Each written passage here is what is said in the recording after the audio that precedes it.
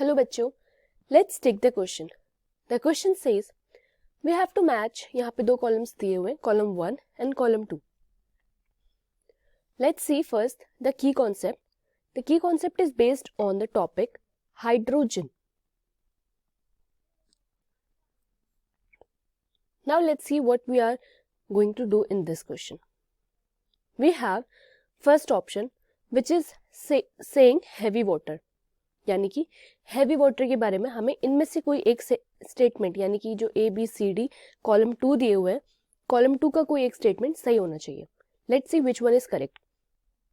Heavy water को basically हम atomic या न्यूक्लियर रिएक्टर्स में यूज करते हैं. So for this we can see कि हमारा option 1 will go with F, that is used in nuclear reactor. So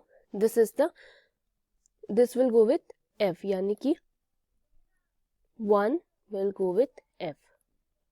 Then we have atomic hydrogen. Now that we are talking about atomic hydrogen, तो atomic hydrogen जो होता है it is basically जो high temperature वाले works होते हैं उनमें use करा जाता है. So in this case we have used in high temperature welding torch. That is, it will go with second statement will go with statement E of the column 2. अब देखते हैं hydrogen peroxide, third statement. Hydrogen peroxide के बारे में हमसे पूछ रहे हैं. तो हाइड्रोजन पेरोक्साइड जो होता है बेसिकली ये एक डाइल्यूट सोल्यूशन है जिसको हम क्या कहते हैं, परहाइड्रॉल. यानी कि option is option A. It will go with option A and that is like this. तो यहाँ पे हम कह सकते हैं कि third option, third statement will go with statement A. Then we have lithium aluminium hydride.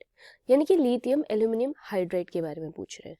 तो lithium aluminium hydride जो है it is basically एक complex hydride है जिसको reducing agent की तरह यूज किया जाता है. यानी कि option 4 will go with C statement. Then we have dihydrogen and dioxygen. तो dihydrogen and dioxygen ये बेसिकली क्या है, ये basically product of electrolysis of water कह सकते हैं. यानी कि वाटर की इलेक्ट्रोलिसिस करके प्रोड्यूस होते हैं. So we can say that it will go with the fifth option will go with जी.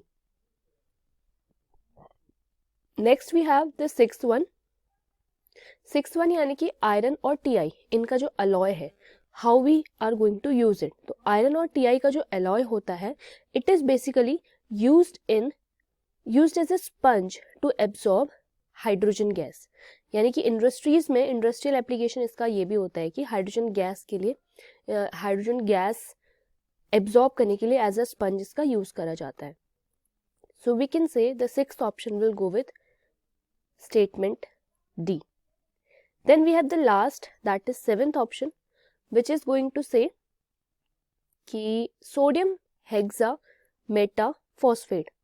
सो अब हमारे पास लास्ट कोई ऑप्शन बचा नहीं है एंड ऑल्सो वी नो कि इसको हम यूज करते हैं एज अ वाटर सॉफ्टनर. तो it will go with option B, that is seventh option will go with option B. तो now that we have completed A B C D E F G यानी कि सारे statements match हो चुके हैं. So our final answer is this. I hope you understood. Thank you students.